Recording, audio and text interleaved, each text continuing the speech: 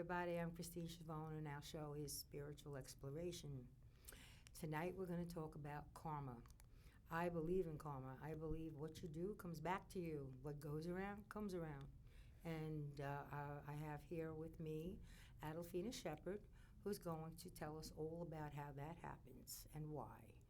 Hi, Adolphina. How you doing? Hey, Christine. I'm doing nice great. To see you. Yes, and I'm delighted to be here. Yeah, every month I see you. You come here with Tommy G, and Yeah. you do the show Way YTVY. Yeah. And you're on right after I am. I'm on at 10 p.m. on Channel 79 Time Warner and 35 Fios on Friday night, and you're on right after me. Right after that. That's right. Yeah. That's right. Yes, it's wonderful. But now we're here to talk about karma. And I would like to ask you, the first question I would like to ask you, explain karma. Give us the definition of karma. What does it mean, and what is it all about? Well, to me, it's simply cause and effect. I mean, what you do and then how it affects you in return. That's all karma is. It's not a punishment. A lot of people think, oh my God, God is punishing me. But nothing could be further from the truth because it's a reflection of what you did. That's right. You brought it on yourself. God didn't do it, you did it. Yeah, you know, the interesting thing is people don't realize there's good karma too. Oh, yeah. You do something wonderful. You're asking for something wonderful to happen to you. Right. Well, you know, it's funny because I had understood, someone told me, one of the psychics told me that I have five lifetimes of good karma coming back to me in this lifetime. I said, good, I like the sounds of that. Well, how do you know? Well, you know, I think I'm pretty much taken care of by God and by the hierarchy most of the time. Oh, I do too, yes. Of course, all of us want more money, and the most beautiful house, a nice car, this and that. But, you know, God does not supply that. You know what I mean? He doesn't supply that.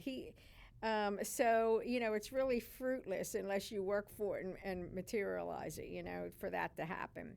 But wonderful things like if I've done something good for you, and it doesn't even have to be in this life. It could have been 5 lifetimes ago, and in this lifetime. It'll finally come back. Yeah, it'll come back, you know. And sometimes it's not even in the way you would expect. Like if you did something to me, or I did something to you, it may not even come back from either one of us, the deed. You know, karma can come from another person.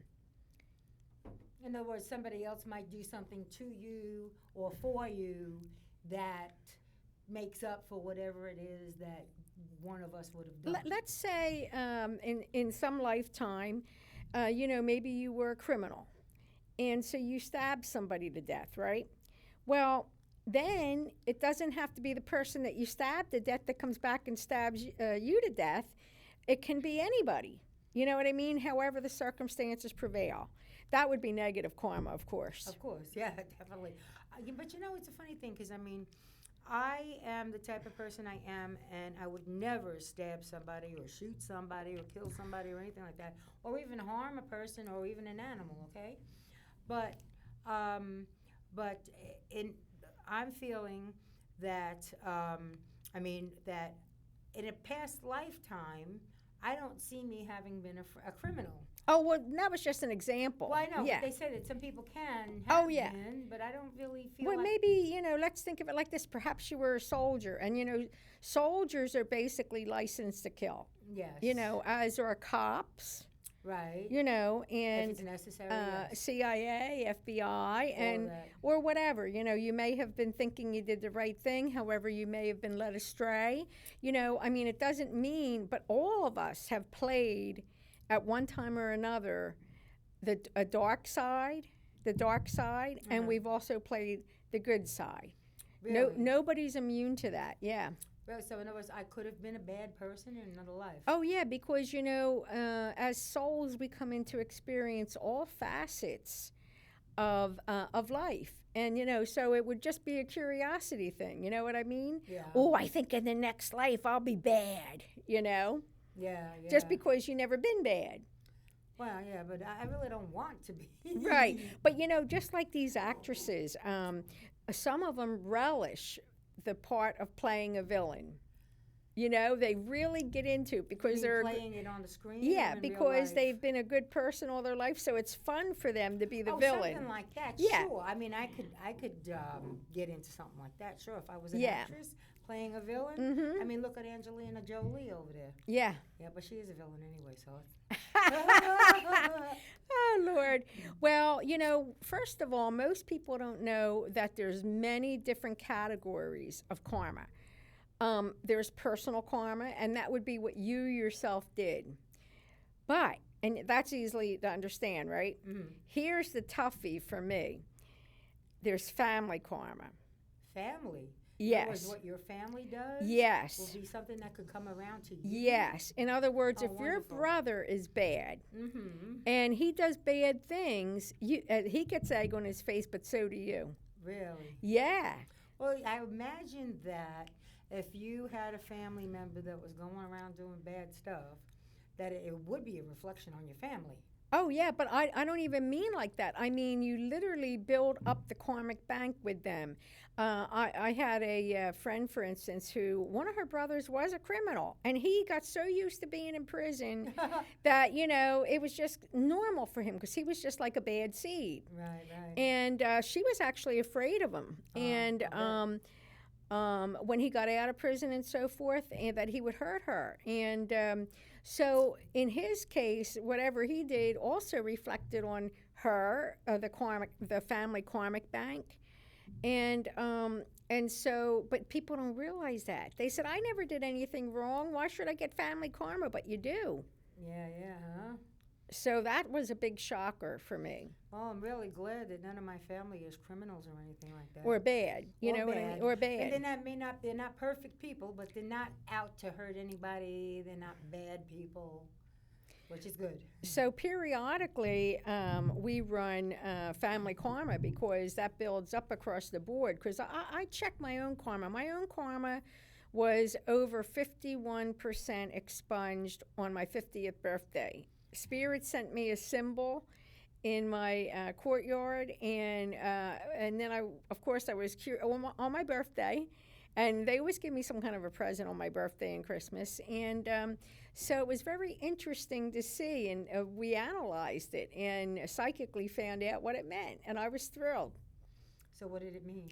Well, it meant that my karma had passed the point where, see, people don't know it also, but generally speaking, you need 51% of your karma to be absolved before you can ascend. Uh-huh. So, in other words, people who haven't absolved their karma can't ascend. Now, so in other words, then you have to really absolve your karma before you die. Right, and this is the lifetime where there's so much negative and chaos playing out because people knew that this is their last lifetime if we ascend to absolve their karma and ascend, because people don't really know about this ascension as much as they should. So let me explain it a little bit. Ascension is basically evolution for the human, moving on to a higher state of evolution. Mm-hmm. But, you know, you have to master certain lessons, and as you master them, you move on to the next level. Right. And you get a test. That's the scary part. Oh, yeah. Well, we're yeah. always being tested. Yeah, you get test, and so basically it's not that complicated. It's just that, are you ready or not to be a better, more evolved human? Uh-huh. You know, and people don't know this for the most part either. They believe that everybody ascends. And the theory is for this lifetime that all of the souls have agreed to ascend 100%.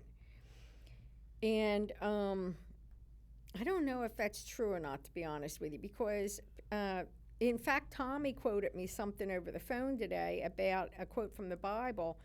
And I don't remember exactly what he said, but the point is that if you don't reach ascension, your soul is not totally immortal. And then you have to come back. Then maybe the game is over. Oh, but if your soul is not totally immortal, then what happens to it? It goes back through the sacred fire into the monad, into God, or to your oversoul, and the oversoul absorbs the experiences and life lessons of that aspect of it, and that aspect of the monad, it can be no longer. Well, I'm sure that I and the audience really have no idea what you just said, but So, okay, let me explain that. God is the prime monad. He's one. Basically, we all come from God. right. But God wanted to experience himself, so he created other monads out of himself. And then it's my understanding that most people or aspects can each have 12 aspects. That means 12 different people of themselves. Like 12 different personalities? Yeah, in different timelines. Like there could be 12 Christines running around. Have you ever heard you have a twin? Oh, yes, I've heard that many times. Me too. So there's someone around who looks just like us, you. right? Mhm. And they're probably an aspect of the same monad that that they look like us and so forth. But it can also be in other timelines, other dimensions, and so on. You mean like a doppelganger? Yeah, exactly. An aspect is a doppelganger. They mean the same thing.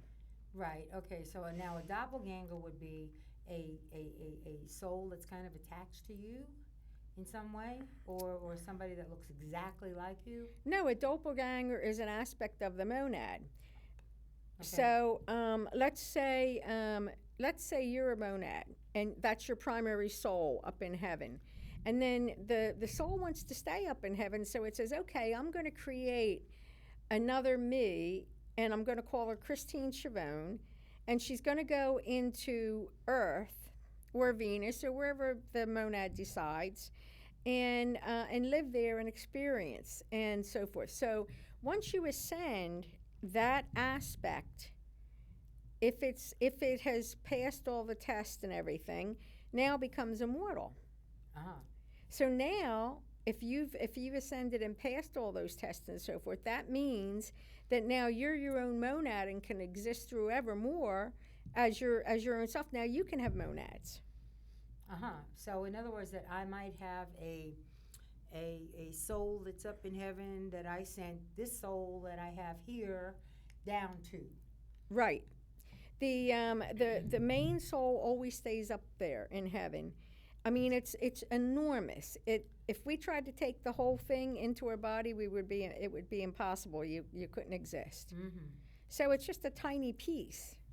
Uh-huh. Yeah. I see. So then we come here, we want to have experiences and such. Now, getting back to the subject of the karma, though, Mm-hmm. When we are, let's say we're good people and we do good deeds all the time and everything, we can expect good stuff to come back. Oh, exactly. And if you're doing bad things and trying to hurt people or animals or Mother Earth, you can expect to have not such a good time. Right, exactly. Now, usually that happens right here. I mean, sometimes you even see people getting instant karma. I remember watching a thing on television where this guy was standing next to a pool, and another guy came by and pushed him, and he fell in the pool. But when he pushed him, he slipped and fell in himself. Exactly, that's instant karma. That's instant karma. Instant karma. And that's good for you. It's right. He pushed the guy in the pool, and then he went and then fell in himself. Right. You know? So, as far as that's concerned, but I really, okay, so now our souls, good or bad, we make karma for ourselves. Right. Now, now karma, the word alone, where when somebody hears it, it should give them the ability and the put it this, the wanting to do something good so that they can get something good back. I would think that, but then again, that's not the way the humans operate. Well, the intention is there. The intention is the good thing. Like, right now, in fact, Dr. Oz has something going on where he talks about. I was on one of a show. I just caught a few minutes of it, but he's asking everybody for a week to go out and do a kind thing. So let's get some kindness and goodness flowing. And I think that's a wonderful thing to think of, I really do. Oh, it absolutely is. I know that there is a day, I don't know what day it is of the year, but there is a day that it is set aside for be kind to people today. Oh, I wonder if it was that day when I caught it. I'm not sure. Because this was just this past week. Set aside, be kind to others day. Okay, well that makes sense. And as a matter of fact, if you ever saw the the movie with Friedman. What's his name? The black actor, really good actor. Anyway, though, Morgan Freeman. Oh, I like and him. He did a show about God, and he played God. Oh, yeah. And he was out in the desert with the other fellow, the one that played the 40-year-old virgin. What was his? I forget. It was on The Office. Yeah. Anyway, so what happened? All of a sudden, this dog shows up, and all of a sudden, you hear the dog lapping water. Dog was thirsty. They were in the desert. All right? And that's when Morgan Freeman turned around and told the other fellow, he says, you have to have acts of random kindness when it comes to people and animals. That's the way God wants it. He wants acts of random kindness. And that is what would bring good karma. Oh, yeah. Well,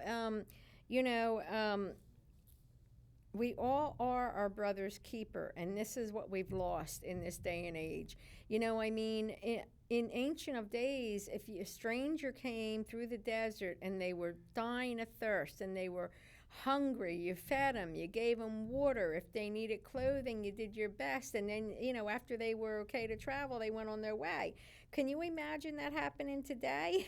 No. Maybe they put them up in their home or the barn or wherever, but Right. they took care of each other like that. Yes. And so we've gotten away from that to a degree. We have. There are a lot of good people that are doing good things, though, like the people who do the soup kitchens, the people who do the animal shelters. Right. There is good out there. The people who collect warm coats for the people in the winter. Right. The people who distribute toys on Christmas. There are a lot of good organizations out there sure. and good people who participate in them. That's right. Like the Salvation Army is one really good organization. I give to them whenever I see them with the bell outside of the supermarket. That's a good organization. They do a lot of good things for people. One day I saw a list of what all these charities I did actually donate to the poor, and I don't remember the Salvation Army, but some of them donate a tiny percent while they're making all their owners CEOs rich. Get $600,000 a year.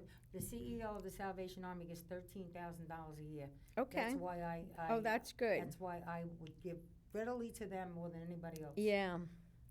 Now, maybe we should talk. We have a lot more to do, so Yes. maybe we should talk about the next one that I find uncomfortable, is ancestral karma.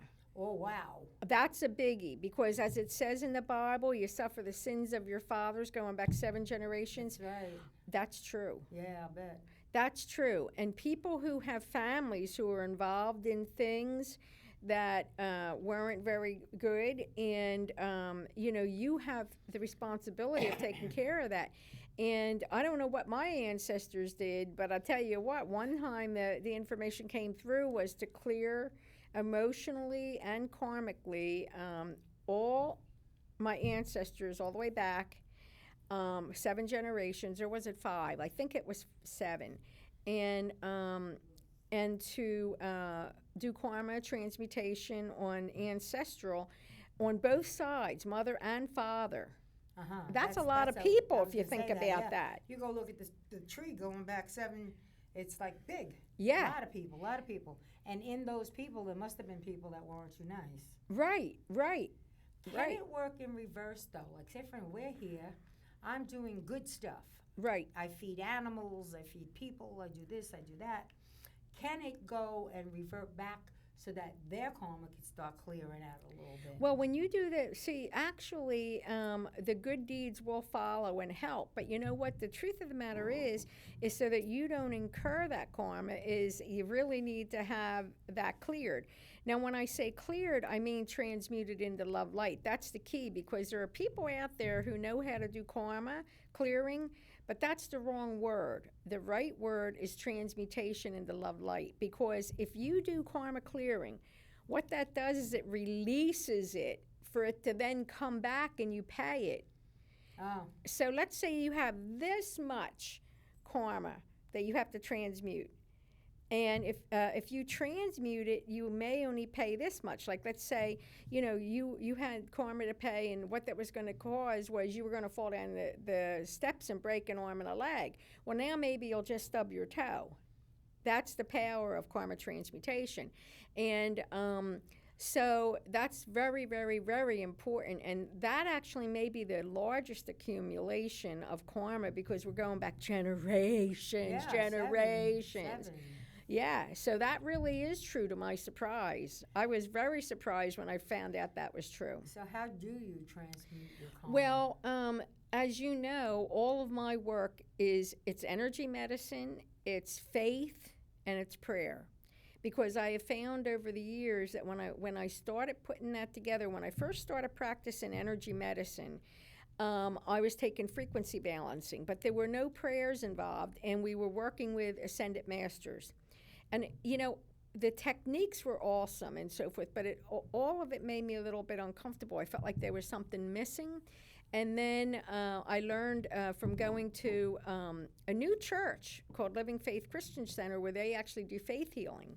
And I thought to myself, that's what it's been missing, the prayer and the faith. And I started getting information on my own and putting these two together, and that's when miracles actually started to occur. Yeah. Yeah, so everything is a prayer. And in fact, because I was rushed today, I was short on time, I didn't get a chance to put it on my website, but I fully intend to, within the next day or two, to put the karma transmutation prayer on my website.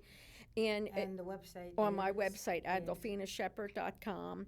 And one of the keys to remember is, at the most, you can only do one every 2 weeks, at the most, because karma can snowball. One what every 2 weeks? Run a karma transmutation session with the Godhead, with Father God. Now, why can't you do it more than once? It snowballs. It can snowball, especially if you're just clearing it. We used to have a place where we all met, a whole gang of us, and did karma transmutation. We were meeting at a woman's house, and it spiraled out of control so bad because they were clearing, not transmuting, that her husband actually died, and all these crazy stuff happened around her house. So instead of just releasing this much and you stub your toe, he died. Oh my God. Didn't just break a leg. I mean, but it was a long, convoluted story, what they went through. So dying was a karmic thing? Yeah, he spiraled into an upright executive, into an alcoholic who couldn't work and lost all hope, and and then eventually, I guess you might say, he drank himself to death. And you think all of that was karmic? Mm-hmm, I do, because it was, at that time, we were clearing karma. I didn't know that we had to transmute it is the key word. Now, someone said to me not long ago that karma is not a punishment, it's a lesson. Right, exactly. So whenever, like, say, for instance, you've done a few things, you hurt a friend, or betrayed someone, or beat somebody up, or whatever, for no reason, and you have this bad karma coming to you. But when it happens, it's not supposed to punish you for what you did. It's supposed to teach you a lesson in why you shouldn't be doing that. Right, because, the main thing is you learn to feel what the lesson is. You feel what you did to that person. So, and it's the same is true in all aspects of life with your mission. For instance, before we incarnate, we sit down with a team and with God, and we say, okay, we want to learn this, this, this, and this. Well, guess what? If you don't awaken and learn those things, you got to come back till you learn it. Well, that's right. That's just like the discussion. That's I the had lesson with we're Mary talking. Silva now, Yeah. about past lives. You don't do it right now, you got to come back. Right, and that's part of karma, because you said you were going to come back and learn this, and you didn't. So you did not fulfill your mission. So now you get to do it over again until you learn. Right. Yes. Keep doing it until you get it right. Right. So that's the thing about your mission and your incarnation, and also karmic, because karmic is lessons. It's true. So in other words, like somebody who just doesn't make the right decisions, doesn't do the right thing by other people, et cetera, has to do it over again. Right. And there's more. Believe it or not, there's more, because the next step is world karma. Now imagine with all these wars and all the people that have been And that killed. reflects on us individually. Yeah, we're part of the earth. Even though we had nothing to do with these wars.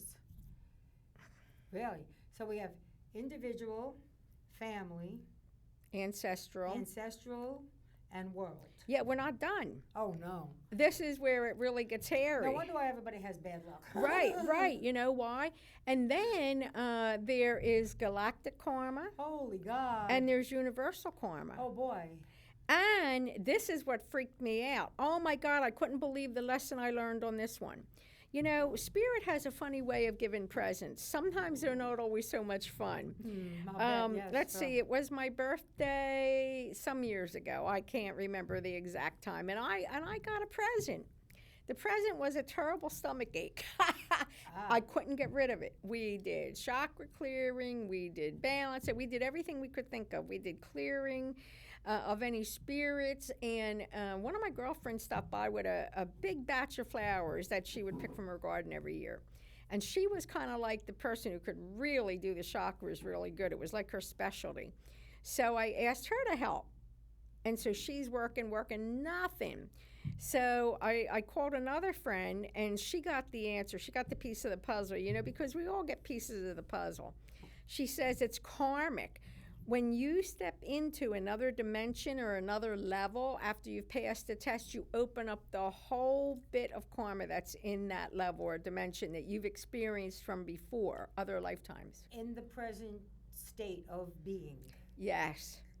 So I had reached another level that was higher than the one I was at, and it opened up all this karmic. So I, if I recall, we had to run a couple karmic transmutation sessions before my stomach ache would go away on my birthday. That was my present, so I would learn that. Isn't that fun? So, you know, it took a couple of days for that stomach to feel better again.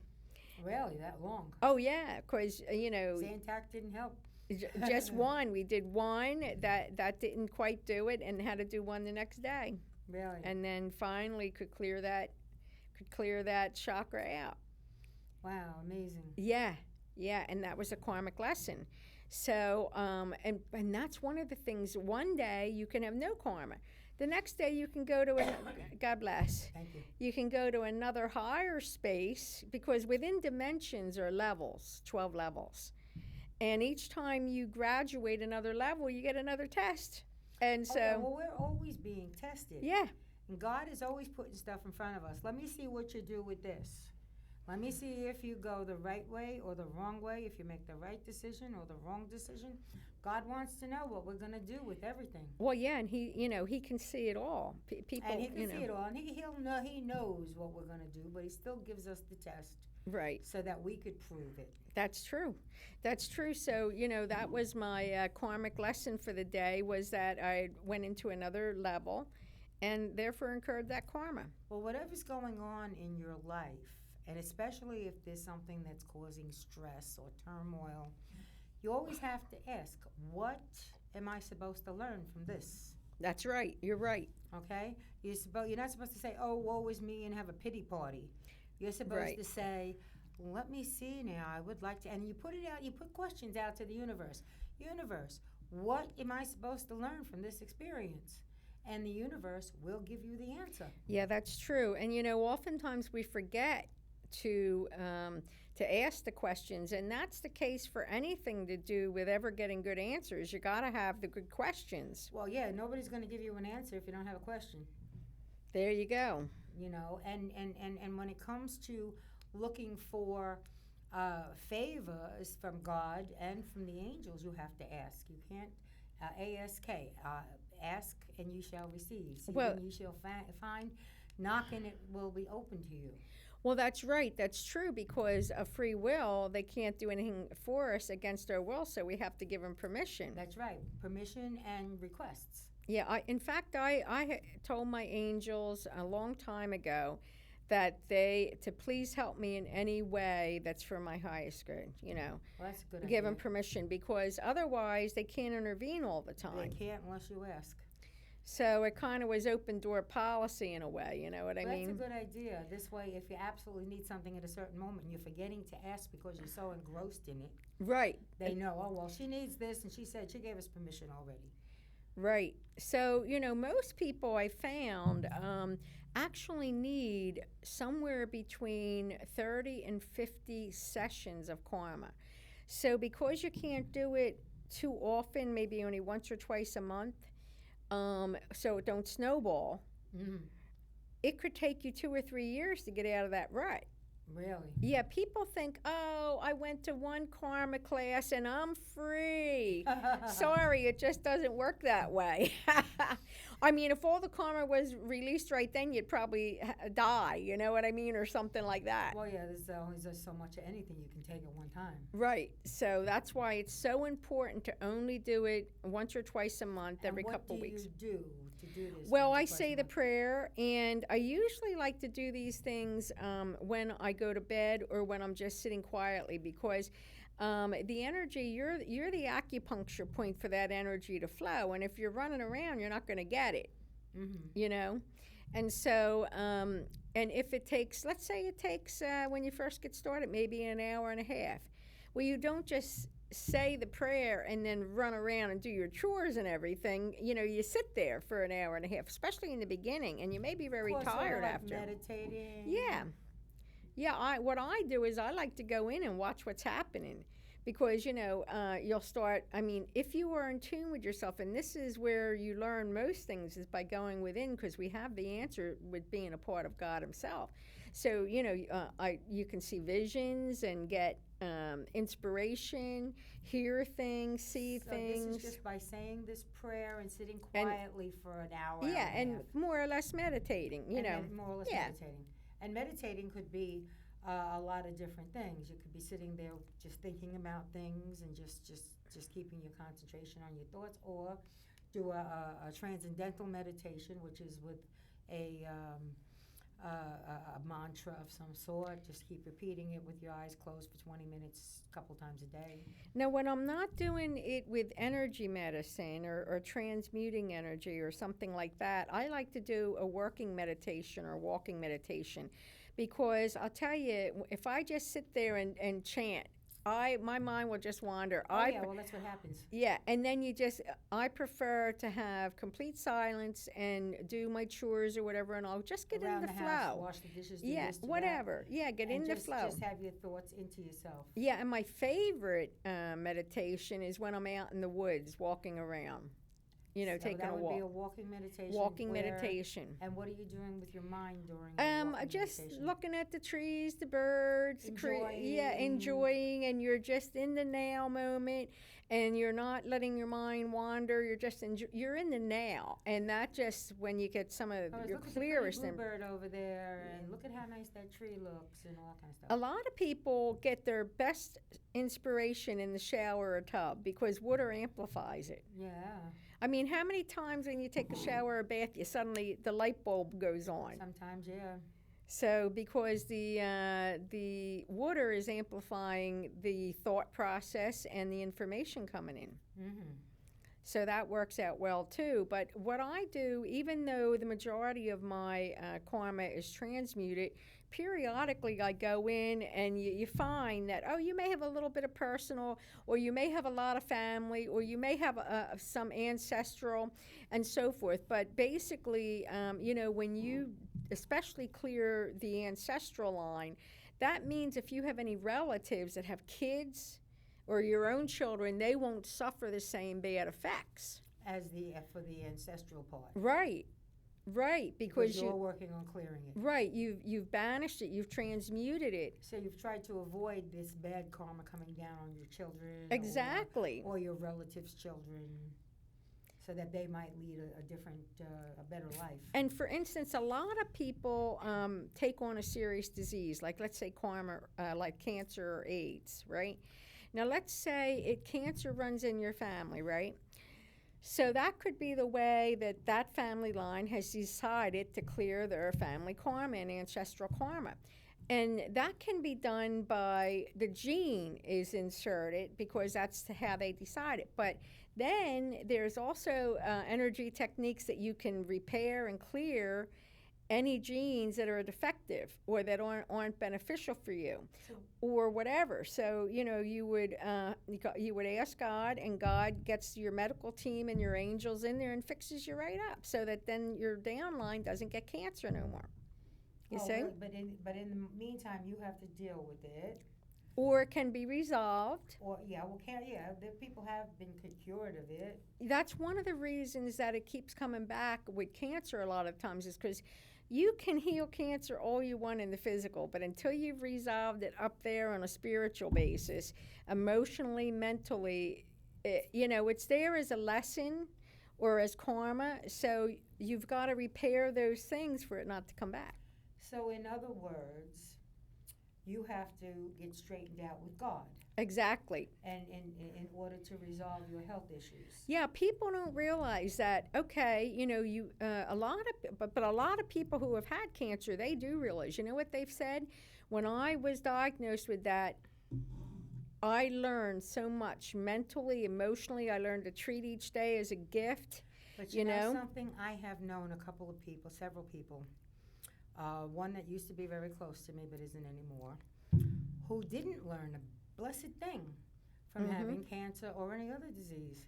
This person still went ahead and did damage to others, reached out to hurt, and didn't learn a blessed thing. And I don't think that person has learned anything either still. And yet there are so many that do learn, take it as a true life journey and learn so much from it. Turn another page in the book. You know what I mean? This person doesn't sound like they learned a bit. Not a blessed thing. This person continues to try to hurt. That's a sin. Well, on the other hand, there are dark beings and there are light beings, and that could be a dark being, and they like nothing more than delight and torture in those who are good. And it also could be misguided as well. Oh, yeah, that's true. I know that this person is probably very misguided by someone very evil. But what are you going to do? That's true, too. People do get evil influences, and that's another thing. That's true. You could be a nice person and have an evil influence in your life, but you like this person so much that you'll do whatever they tell you. And including go reach out to hurt somebody else. That's true. That's very true. So anyway, with the karma thing, I would imagine that one of the things that gives me real hope, though, for mankind is that when we fully move into the fifth dimension, which we're somewhat in it now, karma may be no more.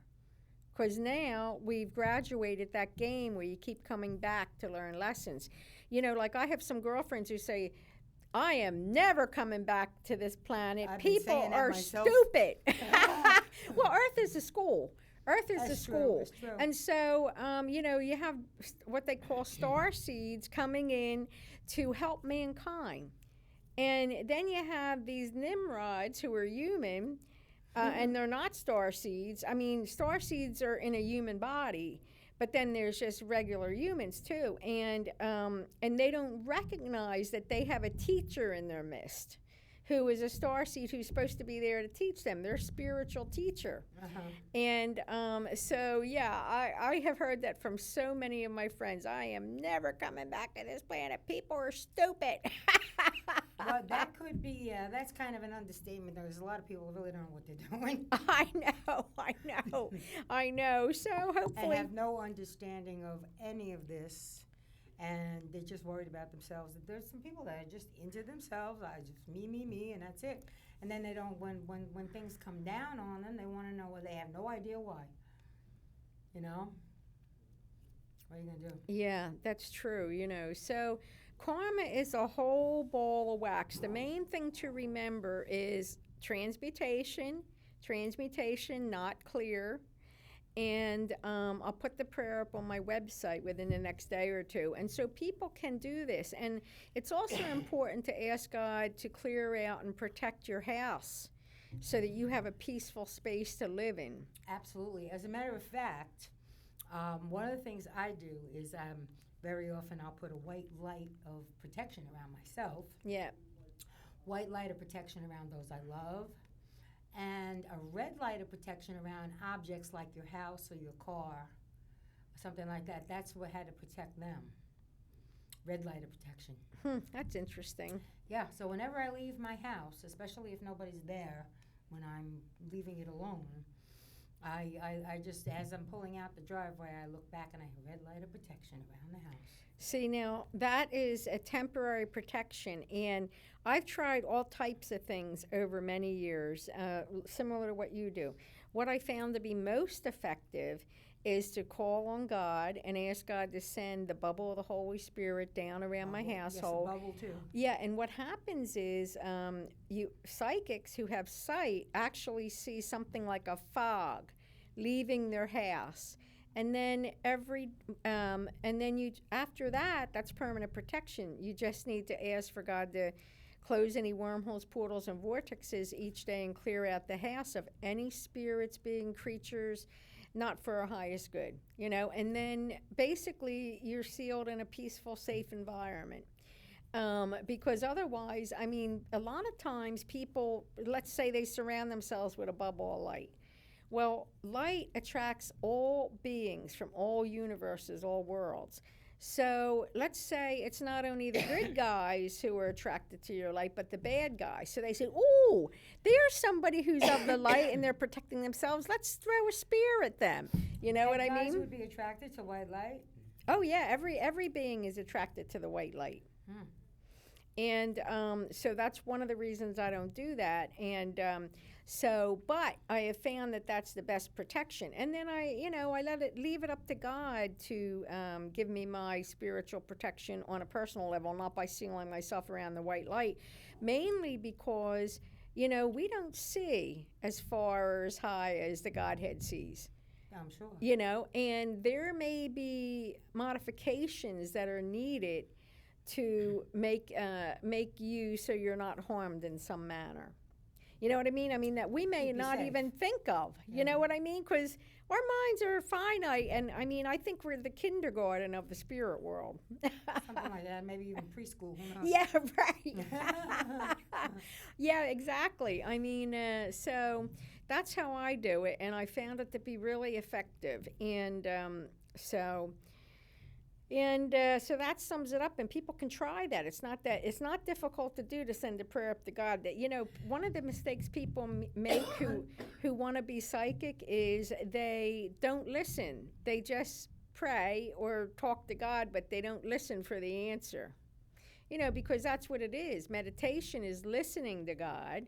Prayer is praying to God. He's talking to God. Right. Requesting. And meditation is hearing from God. Right. Well, this is what you got to do now. Right.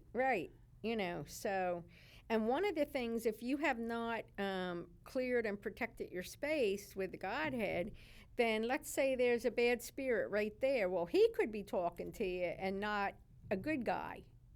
You know what I mean? If he's in the room with you, you know what I mean? Yeah. And people don't know that there's time. We only have a limited vibration that we can see, but there are so many, like something like 999% more visible light spectrum where there are beings teeming around us that we just can't see because they're out of our visible light spectrum. Yeah, I imagine that. Well, I always feel, though, as far as like negative spirits are concerned, I don't feel them around me. I always say it out loud, even in my home. No negative spirits are allowed here or are welcome here. Any there you negative go. spirits, leave now.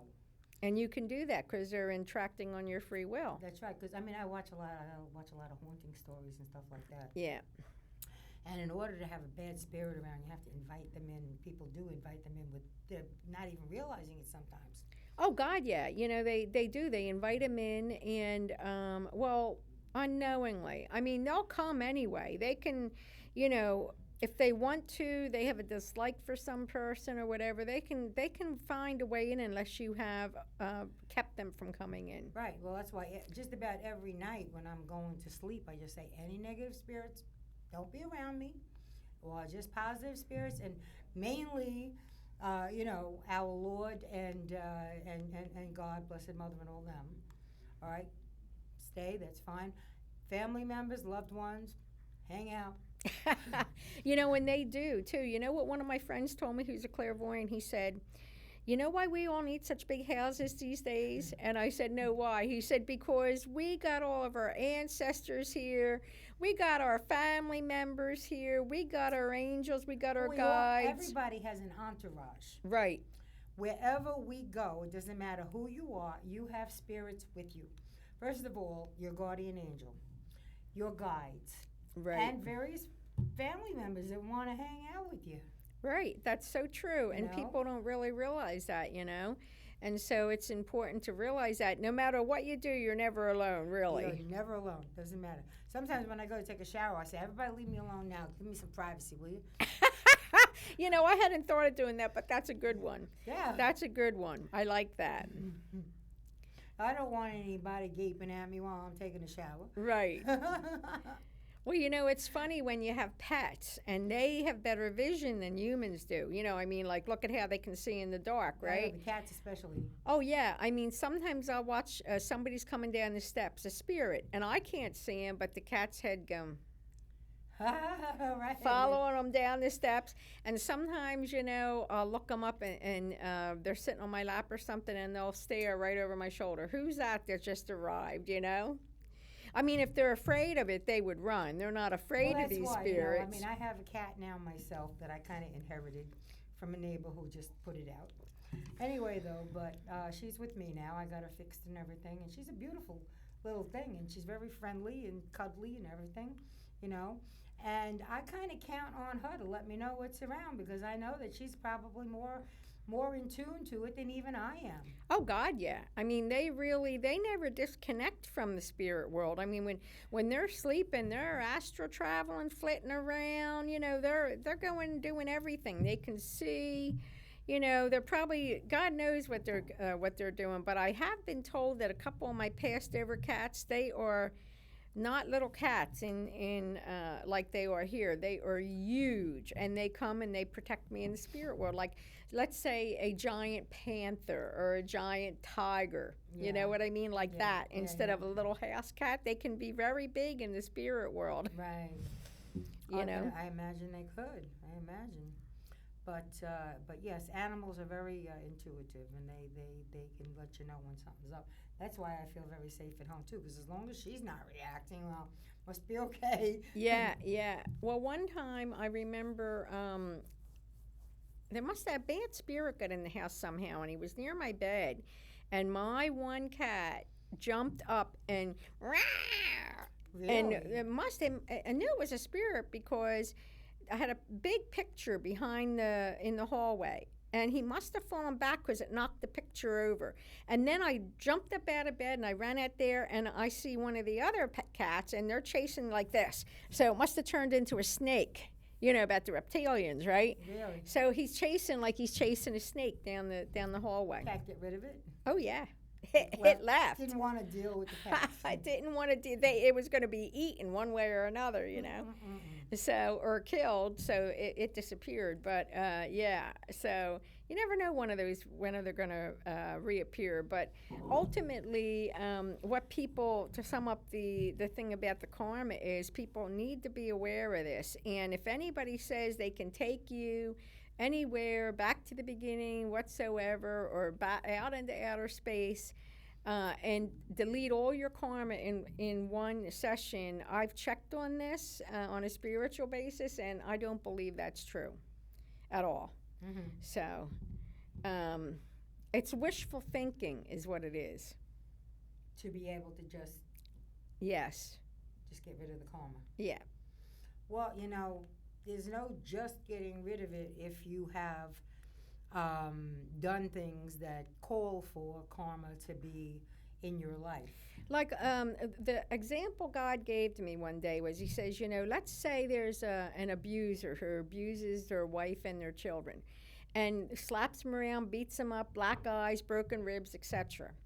Well, for that person to learn, their healing would be somebody beats them up, breaks their arm, Yeah, breaks right, their that's what- leg, that what and then they know not to do it no more. Yeah, because they felt the pain. Yeah, they felt the pain. But who would think about a healing being something so painful? I mean, I did not connect those dots until I was told. In other words, the lesson of what happened, Right. what the person did, would be having it done to them would be their healing to understand that this is what's going on, that this is what you did, now you got it back. Right, right. And, when, a lot of times I think that people that do that, they've never, sometimes they might be, they're like the psychopaths, for instance, okay? Supposedly they don't feel pain. They don't feel emotional pain, mental pain, they have no emotions. So they're, they do these horrid things so that they can feel something.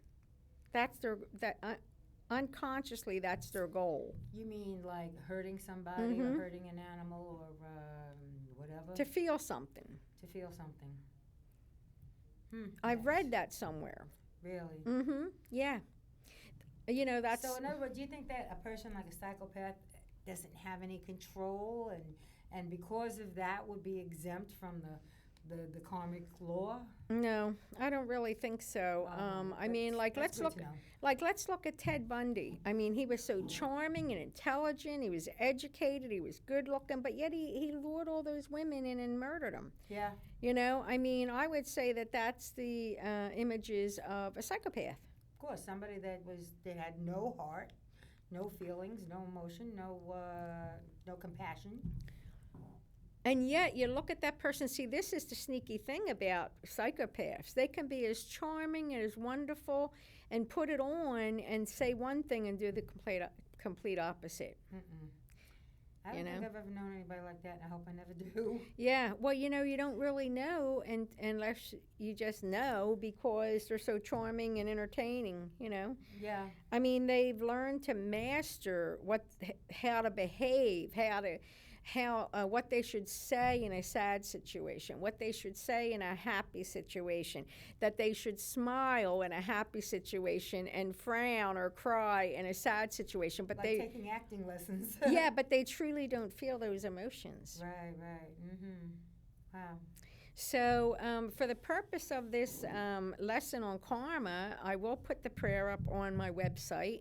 Which is now AdolphinaShephard.com. Within the next day or two, and you can go there and pass it out and read it and print it and all that. You know what I recommend people do? Get a calendar. Like most people that are in a businessman or a businesswoman keep a calendar. And let's say you find out you need 30 sessions of karma transmutation. Well, let's say you go to the first date you're going to do it, and you put 30, and then a month from there you put 29, and then you put the next time, you mark it on your calendar as you go out until you get down to 0. Right. And then you're done, because people forget when the last time it was they did it. Did they remember to do it when they were supposed to keep their progress on track? In other words, this prayer doesn't have to be said like every day. Oh God, no, that would be the worst, because then it's going to snowball. So you do it like twice a month, something like that? I would do it years past, it would only be once a month, but because everything is sped up so much, I think it can be done every 2 weeks for most people. Unless someone's really frail. I mean, if somebody's very frail, maybe not, maybe only once a month. But as a general rule, I think you're safe once a month, and if you feel strong, then every 2 weeks. But then if you see it starting to snowball on you, then you back off to once a month. Now, how do you know something is snowballing? I mean, when the shit starts hitting the fan left and right. Oh my God! Hey, I said a curse word. You said something you might have to believe. Okay, might have to. Okay, when it hits the fan. Let me say it like that in case they delete that part. Right. Maybe they'll blur that out. We'll see. Maybe we'll get away with it. But so that's everybody what you want to remember. The expressions, though. Yeah. Oh yeah. It's the truth. It's the truth. Who doesn't know that expression? Oh, I know. Who hasn't had it happen? I know. When you see that happen and every day, and you say, "What's going on. Now, You know you're the snowballing. stuff hitting the fan, meaning bad stuff coming down on Pretty you? much. Unless if it's good, you don't want to stop it, right? Well, right. I mean, But if so it's you good wouldn't stuff even be snowballing, concerned. You know, oh, I just won money, and this I'll one- take some more money in Well, 2 weeks, whatever, you you know, know. right? Well, you don't want to. You don't have to stop it then, Right, but you want to right. stop it if it's snowballing on a negative basis, Right. and ease back a little. But you have to have a calendar. If you don't have a calendar, you don't get nothing done. Well, yeah, you're gonna mark things down. Of course, you gotta know. Yeah. I mean, just like if you have to take a certain medication every 2 weeks, you better put it on a calendar. So you Right. know, on every 2 weeks. Right. Did I take it last week, or do I have to take it next week? Well, when Whatever. did I do that? When did I do that? Exactly, So. what I mean? So, that's that. Well, this was really very interesting, Adolphina. We I learned a lot. I hope our audience has learned a lot.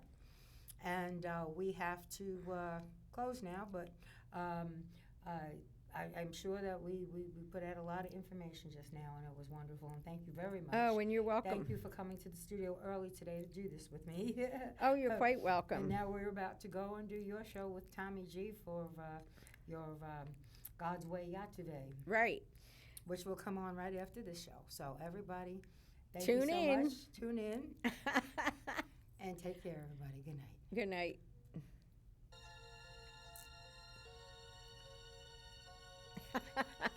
That was.